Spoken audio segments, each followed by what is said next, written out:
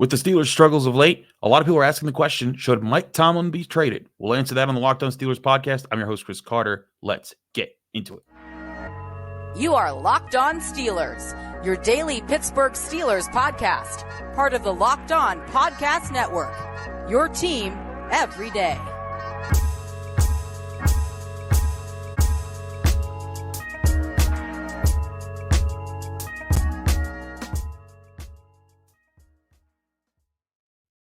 Hello and welcome to the Locked On Steelers podcast. I'm your host, Chris Carter, bringing you your daily dose of all things in the Pittsburgh Steelers. As always, you can find this show on your favorite podcasting apps and on YouTube. Like this video if you enjoy it. Subscribe to this YouTube channel to get all of your daily Monday through Friday episodes, as well as our bonus content. We thank you for making us your first listen every day because we're your team every day. And today's episode is brought to you by Prize Picks. Prize Picks is the easiest and most exciting way to play daily fantasy sports. Go to prizepicks.com/LockedOnNFL and use code all lowercase LockedOnNFL for a first deposit match up to $100. More on them later. We are joined by my good friend. You can hear him on 93.7 The Fan. You can see him on KDKA TV. You can hear him everywhere. He's Josh Taylor, and he's back on the Locked On Steelers podcast. Josh, how you doing? Doing all right, man. I'm trying to keep up with you. You're the busiest man I know these days, so I'm just trying to stay in the loop. Hey, man, we talking about, Pitt OC hires over at the Post-Gazette and Pitt basketball and Pitt volleyball and Steelers. It's just that time of the year, baby. It's the most wonderful time of the year when sports is getting played everywhere. But yes, let's get into today's opening topic. And I want to talk specifically about this, about the coaching situation. We talked a lot about Mike Tomlin after the Steelers lost to the Patriots for the Friday episode. If you want to get all that, go back to that one. But there's been a notion that's been pushed around by multiple people that currently are or used to be on the Steelers beat or just around Pittsburgh. And it's the idea that the Steelers could trade Mike Tomlin for some compensation because there'd be a lot of teams out there. Because it's one of the counterpoints of people who say the Steelers shouldn't get rid of Mike Tomlin. Because people say Mike Tomlin should be fired. People say, well, he'd be snatched up very quickly. And so now the counter is, well, if he'd be snatched up very quickly, why not get compensation for him? And that's not an unreasonable break in logic. Sure. That's a good thing. So, you know what we do when we do that? We look at the history of how that's happened. So let's examine now all times going back to 1997 when coaches were traded in the NFL. Now, let's start back in 1997. The New York Jets traded their first, second, and third and fourth round picks to the New England Patriots for Bill Parcells. The Jets went on to the playoffs once in 3 seasons after acquiring Bill Parcells. So that was kind of like they went to the playoffs one time. They really didn't do much there. The Patriots getting those picks, they were able to use those picks for sure, but as a franchise in 97, they had Pete Carroll, and that didn't work out so well until the next guy that they got. But we'll actually come back to that team because how they got that great head coach was also from another situation. So if you're the trading team who traded away Bill Parcells, didn't really go too great for you. So I consider that kind of a wash because neither team really did anything there. So that's one trade that really didn't help either side. 1999, the Packers trade Mike Holmgren to the Seattle Seahawks. The Seahawks give up a second-round pick. The Packers won a Super Bowl with Mike Holmgren, went to another, lost that one, and then Mike Holmgren goes to the Seahawks, gets into the playoffs 6 times, beats the Packers twice in those playoffs, and gets them to a Super Bowl. Doesn't win a Super Bowl, but did better than the Packers, even when they had Brett Favre during that stretch. And it wouldn't be until about 11 years later, when the Packers would win that next Super Bowl, and it had nothing to do with that trade. I'd say the Seahawks won that, considering they did better and they beat the Packers in the playoffs. So that's one that's kind of a wash, one that's favoring the team that received the coach in the trade. 2000. This is one I don't think anyone will debate about. The Jets traded Bill Belichick to the Patriots, got first, fourth, and fifth round picks. Yeah, the Patriots won that trade. We don't have to talk about it. Yeah, that worked out. That worked. Clearly, that worked out. That's pretty straightforward. 2 years paid later, dividends for a while. Exactly. Yeah, they that kind of did thing, and it's kind of crazy. During this time, there were just a lot of coach trades. Like if you've covered the NFL, or if you've just been a follower of the NFL, it hasn't been a thing too often. But in 97, 99, 2000, 2002, and 2006, it happened 5 times. And so in 2002, it was John Gruden. He was traded from the Raiders to the Buccaneers. The Buccaneers gave up 2 first-round picks and $8 million to the Oakland Raiders.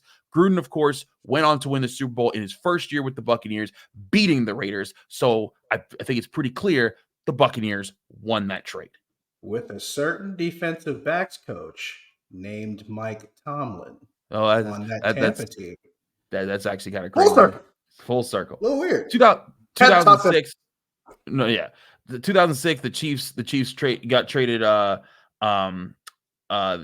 Chiefs picked up Herm Edwards from the Jets. Both teams kind of didn't really benefit from that. It was kind of like, oh, they got a fourth round pick.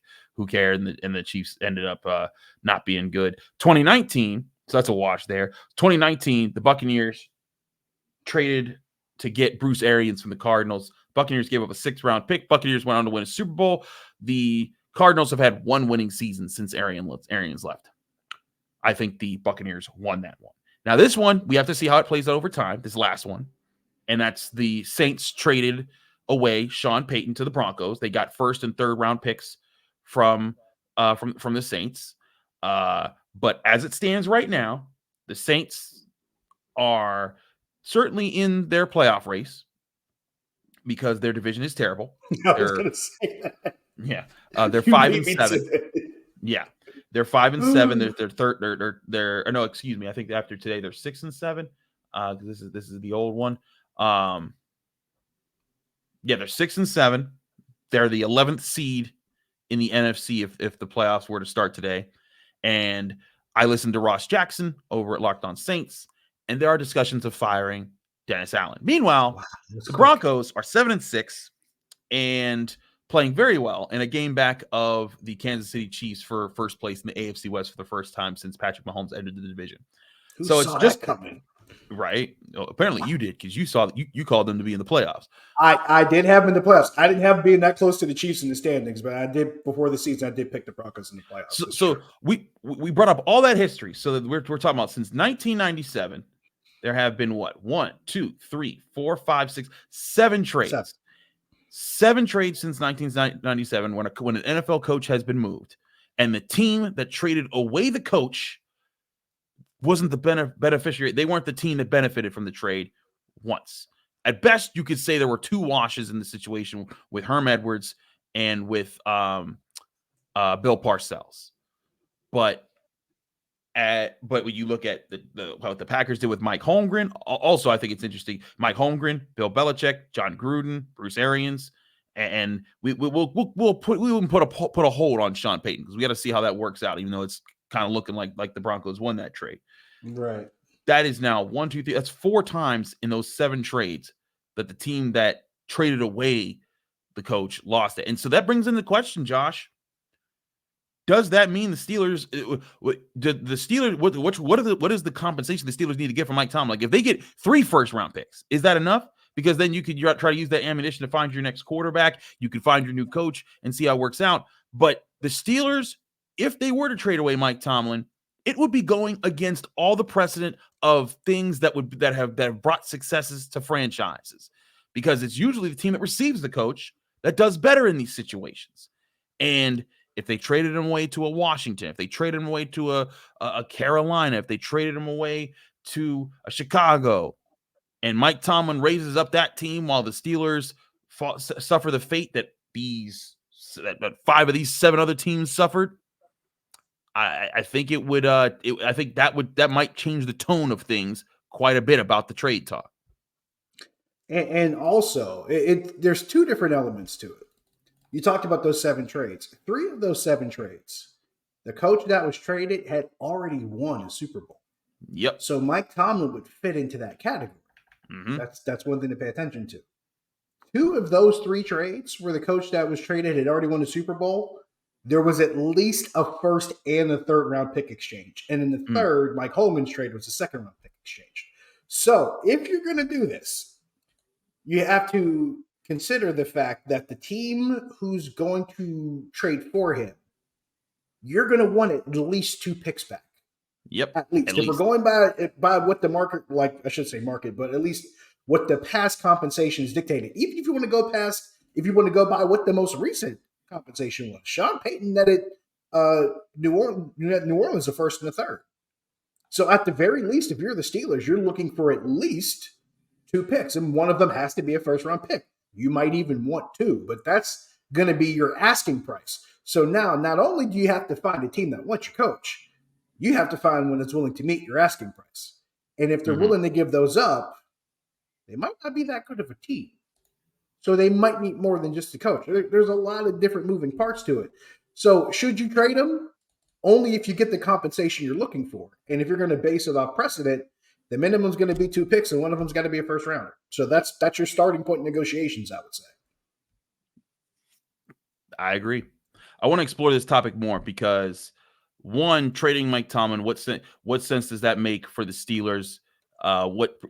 Basing off not just talking about the precedent there, but also talking about the impact that the current situation has on where the things are. We'll explore that here on the Locked On Steelers podcast. I'm your host, Chris Carter, here with Josh Taylor. Stick with us. We got a lot to discuss when it comes to the coaching situation in Pittsburgh. But first, we want to remind you this show is also sponsored by DoorDash. DoorDash is the awesome service that you need to get on right now because you never need to root for your team on an empty stomach. And sometimes you just want some good eats brought right to your door, quick, fast, and in a hurry.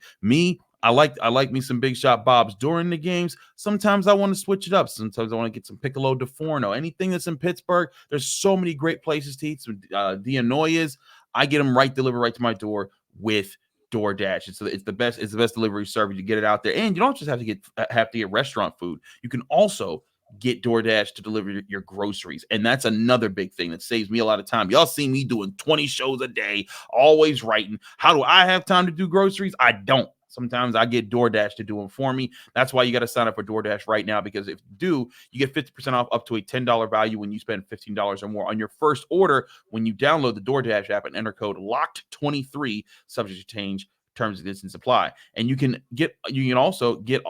save on all your groceries and restaurant favorites with a $0 delivery fee on all eligible orders with a Dash Pass membership when you sign up for DoorDash today. Get prepared before game day, or just get some good eats anytime during the week by going to DoorDash. And don't forget, it's 50% off up to $10 in value when you spend $15 or more on your first order when you download the DoorDash app right in your phone and enter code LOCKED23. That's LOCKED 23. Subject to change. Terms and conditions apply.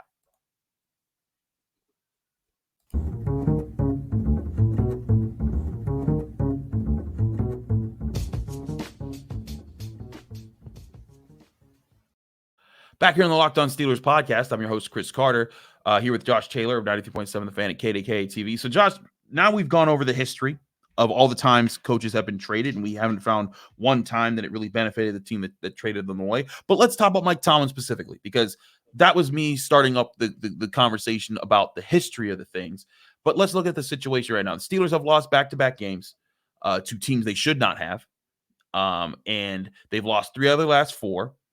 And there's questions abound right now with the state of the Steelers, both, as far as outside and inside the locker room. There's a lot of people in Pittsburgh media. There's a lot of fans that are talking about what needs to change and Mike Tomlin and the culture and things. And then we also get points about the account from the Steelers themselves. Minkah Fitzpatrick after the game talking about the accountability and talking about how some guys think that they've earned something that they've earned. They haven't earned the right to be necessarily a Steeler, or think that they can win just for putting on the black and gold.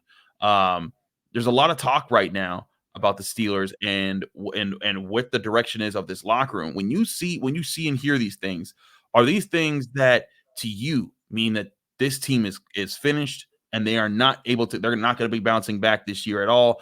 And that if that does happen, if that's the case, if they do fall from where they are now to missing the playoffs, which we'll get to in a bit about those chances in the play of missing the playoffs or making the playoffs. Is that enough of a grounds for dismissal for Mike Tomlin, or finding a way to get him off of your coaching staff? Depends on how you're looking at the comments, because when you take the background of comments of guys made by guys like Minkah Fitzpatrick, Cam Hayward had a lot to say. He did after that game too. We look at Minkah Fitzpatrick's because there's so much you could take from it, and it's a lot more direct. But Cam Hayward had a lot to say too. But then again, this is something Cam Hayward's been doing for years as a captain and a leader of this team. He holds himself accountable. He always talks about holding his teammates accountable. That's just one of those things. Then you think back to some of the things you've heard Najee Harris talk about, not necessarily after this game, but after previous games earlier this season. And Najee Harris is one of those guys that talks about, hey, we need to get together and we need to have a team meeting. We had a team meeting. We talked about this. He's another guy that's been, one of those guys that's been a lot more adamant about player accountability. But then you got to think back. You got to start, doing some background research and remember who these guys play for. Minkah Fitzpatrick and Najee Harris both played for Nick Saban. Mm-hmm. You can't play for Nick Saban and not understand the importance of accountability. Cam Hayward, I believe, played under Urban Meyer, if I'm not mistaken, at Ohio State. You can't play for Urban Meyer and not understand some measure of accountability at Ohio State. This is one of those things that you look at and say, well, how did we get to this point? If you're a player, you ask this question, how did we get to this point and how do you get yourself out of it? I guess my answer to this is, if you're hearing guys say these things, then clearly the locker room as a whole has not been lost yet, because you clearly still have your captains. Even if for no other reason, that's just how they're wired. But the fact that you have the captains, or at least the guys that are put in leadership positions in that room, still saying the things that need to be said, leads me to believe that they haven't lost the locker room yet. Because you hear the saying, I think Dave Wannstedt used to say this a lot too, you can lose games, just don't lose the locker room. I don't think they're there yet. And the fact that the leaders and the captains are not only saying the same things that they normally say, but now they're saying it with other teammates in mind as to why they're saying it, I think that says a lot about, A, the leadership that you have, and B, clearly you still have some of it, and C, obviously there's a desire within the room to make some changes. The question is who's on board and who's not. I think that is the big question. Who's on board, who's not, and who can you take with you moving forward? One thing I say, I've covered some bad teams in my time covering sports. The Steelers have never been a bad team. They've been mediocre, they've been good, and I think people need to temper their understanding of what mediocre and good is. Like when I tell other Locked On hosts that people are mad at the Steelers for being 7-6 right now, they're like, you got some crazy fans, man, because some of us would take 7-6 right now. But I understand Steelers fans, standard is the standard. The history of Super Bowls, you want better. I understand where people are coming from. But when I've covered bad teams, and I just covered a Pitt football team. They were 3-9 this year. They were a bad team. I've covered bad Pitt basketball teams, and I have lived in Pittsburgh for most of my life, and I've always wanted the Pirates to be good. And they've been good for about 3 years of my life. Well, 3 years of my sports watching life. And one thing that I look at when those bad seasons are happening are who are the guys that are standing up and not they're holding the line. They're standing tall. They're carrying the flag. They're the ones leading out there, even when there's no glory to be had because of it. Those are the guys you want taken with you. Now, granted, the Steelers aren't at that point right now. They control their destiny. They're still a playoff team as we sit here at this very moment. So the Steelers aren't even at that point yet. But when things are going bad, you look to your leaders and you look to see how they bounce back. And I think that's a very good point that you made. We don't know if this locker room's lost it. It might end up being that way. But to hear Minkah Fitzpatrick willing to be that passionate about it, and Cam Hayward, we played the clip of him. Go back to the Friday show. I put up a good amount of questions I asked to Cam Hayward and the fiery responses that he gave about the team. TJ Watt, I'm sure, is pretty passionate right now. Najee Harris has been passionate multiple times this year. I'm sure he is right now as well. There are plenty of leaders on this team who say, hey, we need to be better and we need to push guys to be better because we need to grow things there. And I think that's where the Steelers have this. Now, here's the other thing is that with those leaders, obviously, their messages and the messages of Tomlin haven't resonated with everybody on the team because they're losing to bad teams like the Cardinals or the Patriots. But that you could say the same thing for a lot of good teams that eventually took time to find those leaderships. Go look at some of those Bill Cowher teams. It took some of the before they won the Super Bowl. It was not all sunshines and rainbows. They had a lot of trouble. They had 2 6-10 seasons, a 7-9 season. They had years where they were falling apart. Heck, the season they won the Super Bowl, a lot of people thought that they were done halfway into it when they were struggling. And you look at some of those, it was the adversity that often brought them together and the people who stood up in that adversity that brought them together. And I'm not saying that these losses have been good, but if the Steelers leaders can find this to be a galvanizing point where they're like, we are not taking this anymore, and they can step up, this can be something that propels them if they make that stand here. But they have to make that stand. And I pointed this out again on Friday. You can look back to 2019 when they needed to get wins to get to 8-8. You can look back to 2016 when they lost to the Cowboys and they needed to run off 7 straight wins to get to host a game in the playoffs and win the division. You can look at a lot of different times during Mike Tomlin's career. So many times when the Steelers have needed to avoid the losing season or make the playoffs or win the division, there's been a bad game. And then after that bad game or a bad couple of games, there's been a message that's been received and the team goes out and fights and wins. And heck, you can even look at last year with how things were looking rough and they needed to buckle. They needed to buckle down. They needed to come together, and they did. And it got them, a winning season at the end. And that's not your ultimate goal, but it's acknowledging where you're at and trying to build from there. And again, I said this all along. A lot of people were saying, man, these are ugly wins early on. But if those were not ugly wins and they were just losses, there's nothing that these losses right now would be crushing them. They'd be out of the playoff race. But because you've won those earlier games, now you're here. And that's where I think there's still a lot of composure on the side of the Steelers for the chance for the locker room to bounce back. I want to talk more with Josh that here on the Locked On Steelers podcast. I just got to do our quick ad read. We'll do our ad read right here. When we come back, we'll more talk about where the Steelers are as a team, as a locker room, and what their playoff chances are looking like right now. We'll do that all in a sec here on the Locked On Steelers podcast. But first, I want to remind you, this show is also brought to you by Prize Picks. Prize Picks is the largest daily fantasy sports platform in North America. The easiest and most exciting way to play daily fantasy sports because it's just you against the numbers. It's not like all the other daily fantasy sports platforms where you're battling thousands of other players and there's pros out there, there's sharks, and you feel like you got to hit the lottery for a chance to win with your lineup. Instead, on Prize Picks, you just pick the players you want and you just look at their stat projections and you look at and you say, well, they'll get more or get less than their stat projection. And you do that for 2 to 6 players on their stat projections, and you can start watching your winnings roll in. Prize Picks is the fun new daily fantasy game that everyone needs to start playing right now. With basketball season here, you can pick combo projections across football and basketball with the Specials League. That's a league created specifically for combo projections that includes 2 or more players from different sports or leagues. For example, if you think LeBron James and Travis Kelce at a 10.5 combo of 3-pointers made and receptions is the number for you, you could say more or less on that. And if you hit, you watch your winnings roll in. And Prize Picks has a reboot policy where your entries stay in play even if one of your players gets injured. For NFL games and college football top 25 matchups, if you have a player who exits the game in the first half and doesn't return in the second, that player is rebooted, and that makes Prize Picks the only daily fantasy sports platform with injury insurance. Download the Prize Picks app today and go to prizepicks.com to sign up and play daily fantasy sports. That's prizepicks.com/LockedOnNFL. When you get there, use code LockedOnNFL for a first deposit match up to $100. That's prizepicks.com/LockedOnNFL and code LockedOnNFL for a first deposit match up to $100.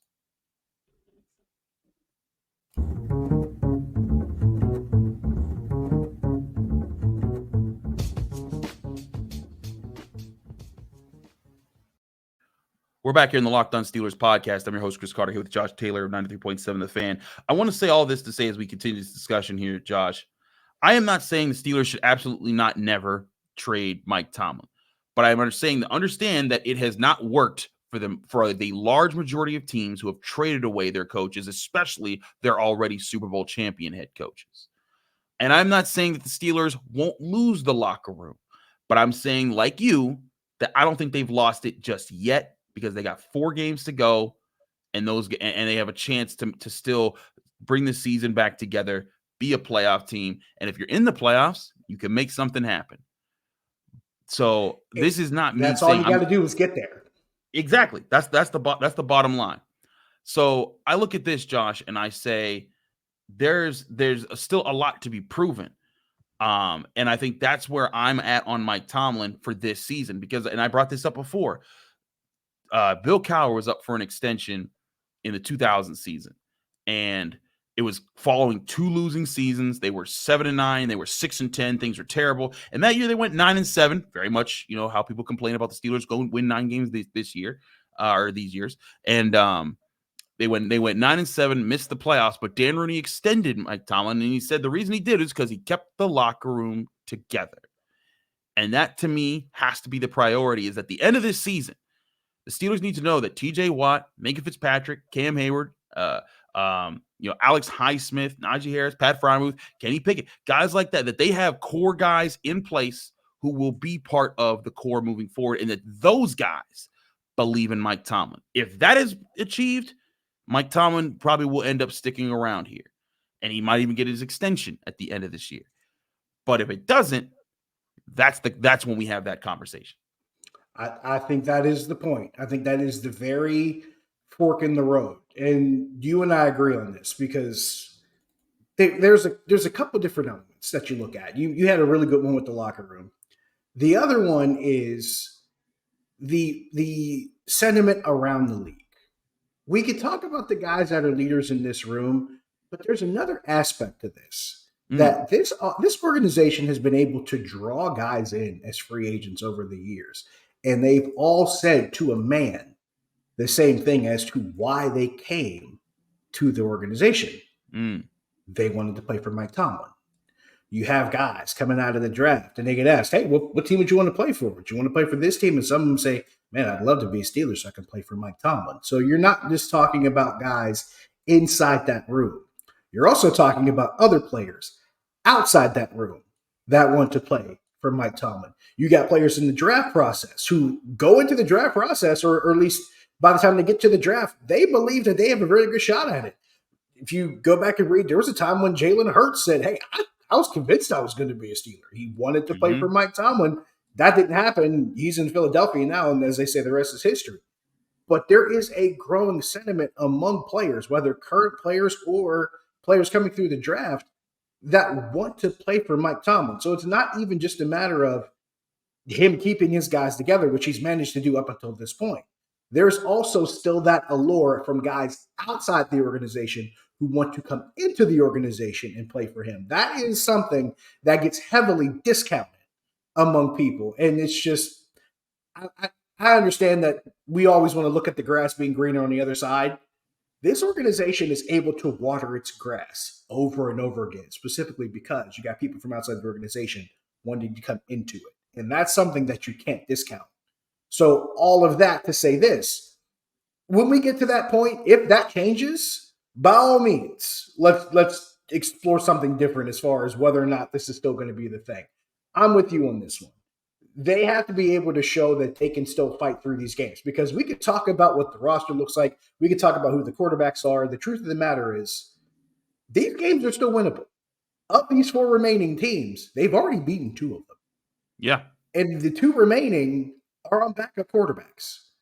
Now, granted, one of them is a considerable veteran, but that's beside the actual expectation of what this team is capable of doing. And are they able to do the things that made them successful earlier in the season? Can they get back to running the ball efficiently and helping them score points? Can they get back to where the defense is keeping teams off the field on 3rd down and getting stops in the red zone? Can they get back to where they were more responsible with ball security and winning the turnover margin? If they can do those things and exhibit those things in these last 4 games, then they can absolutely get back to the playoffs, and they can get back to the blueprint that has been winning this team games for quite some time now. I'm right with you there. And again, looking at the things, how things played out this weekend, it didn't all work in the Steelers' favor. but it got them still in the playoff race. Right? As it stands right now, after heading into Monday Night Football, there are 2 Monday Night Football games. The Steelers are the 6th seed at 7-6. Granted, though, there is a logjam of teams at 7-6, and it's why the Steelers really would have behooved themselves to win these 2 very winnable games, because then they'd be sitting at 9-4. Excuse me, and they'd be sitting pretty right a game behind the Ravens and well ahead of all this mess right now. But they've made their bed, now they got to lie in it, and they got to work through it. They're the 6th seed. They're behind the Browns, who are now 8-5. They're tied with the Colts, who they play next, and that will be an extremely pivotal game. You lose that game, you might be out of the playoffs. Because the Texans are 7-6. The Broncos are 7-6. The Bengals are 7-6, and the Bills are 7-6. All of them in the playoff race here, and along with the Browns. That is what 1, 2, 3. That is 7 teams fighting for 3 spots, and the Steelers have to climb up among them. But the good thing for the Steelers is they are 5-4 in the conference going into this right now. The only team with a better conference record right now is the Browns at 6-3. So the Steelers could have a chance if they beat the Colts, and if they beat the Bengals, they could really push those 2 teams down and put themselves in a position to have a better conference record than most of those teams should they end up in tiebreakers. But that's why they control their own destiny. That's why I'm saying that this is not necessarily a done deal yet. Now, will they win those games? I'm not so sure, because we got to ask questions about what the quarterback situation is going to be like. Mason Rudolph, could be an answer there for Mitch Trubisky, because he's been bad. But Josh, if you look at this stretch down here, how many times have we seen the Steelers in the thick of things and fight through it to have the result at the end where they didn't fall apart? I think that's why so many people believe in Mike Tomlin. I think that's why the players that you already mentioned in this locker room believe in Mike Tomlin, and some of the guys that were around here just last season alone, how we saw this team rally. You brought up that team in 2005. Now, granted, that was a Bill Cowher coach team, but it was the same dynamic of that team having a rally, and that was just to get in the playoffs, much less run the table and win a championship. But there's enough evidence over the past few years to suggest that they're capable, that they at least understand what it takes to do it again. The rest of it's going to have to be decided on the field. The rest of it's going to have to be them, if they're going to really try to use this opportunity to complete the identity that they have, because I don't think they've ever really settled on one this season. We saw them push toward an identity of what we thought they could be. And then once they got it, we saw a big change in the middle of the season. They fired the offensive coordinator, and all progress they made seemed to take a step back after only 2 weeks. So now you got to figure out, what the guys you have left, what are you really? Do you want to go back to being that team that was heavily reliant on its run game, that was heavily reliant on its defense, and play, less mistake-free football? And if you want to use the old Wire term, not winning, but maybe losing more slowly. So a lot of playoff games are won. That's how this team has won a lot of playoff games in its recent history, and doing the exact opposite is why they've lost a lot of playoff games in their recent history. Mm-hmm. If you want to lay all the cards out on the table. I would actually prefer if they went back to that style of football where they're relying on their defense and their run game and losing games a lot more slowly. If you want to go back to that identity, that's fine, because it's not like it's that far away to reach to. But like you said, you have to have everybody in that room on that same page. And if they are not, it may not work. You can have any plans for whatever you want to do. Everybody's got to be on the same page to do it. And it also comes down to, what's the injury situation going to be like? How healthy are you going to be? Are you going to have to keep drawing from guys on the practice squad? Because they're down to what? You're dressing their 7th or 8th inside linebacker this season. They did that a few years ago, and it ended up not working out well for them because they just kept losing bodies. You can't keep having something like that happen. Sooner or later, the law of averages is going to catch up with you. So there's a couple of things that are outside of their control. And you always hear coaches talking about controlling the controllables. This is a situation where they have to look at their own effort, their own personnel, and find out the thing that all of those things combined can lead to for them to work. I'm right here with you, and we'll explore more of that with Alan Saunders on tomorrow's episode of Locked On Steelers. We'll get to the grades and stars and skulls from the Steelers' loss to the Patriots. We'll also talk about the situation with Mason Rudolph and Mitch Trubisky, because if Kenny Pickett is to come back at some point, there and it's going to be relevant, it's going to take winning with one of those two guys. We'll explore who that should be here in the Locked On Steelers podcast. Josh, thanks so much for joining us. We appreciate you as always. Follow him at Josh Taylor HD. Listen to him on 93.7 The Fan. Watch him on KDKA TV. He's awesome there. I'm Chris Carter, host of the Locked On Steelers podcast. You can find me at the Pittsburgh Post-Gazette, post-gazette.com. You can also find me on Twitter and Instagram at Carter Critiques. You can also check me out here on the Locked On Steelers podcast Monday through Friday every single week right here on your favorite podcasting app and on YouTube. Check in back tomorrow. We'll have our grades, Alan Saunders, and the question: what do the Steelers do at quarterback?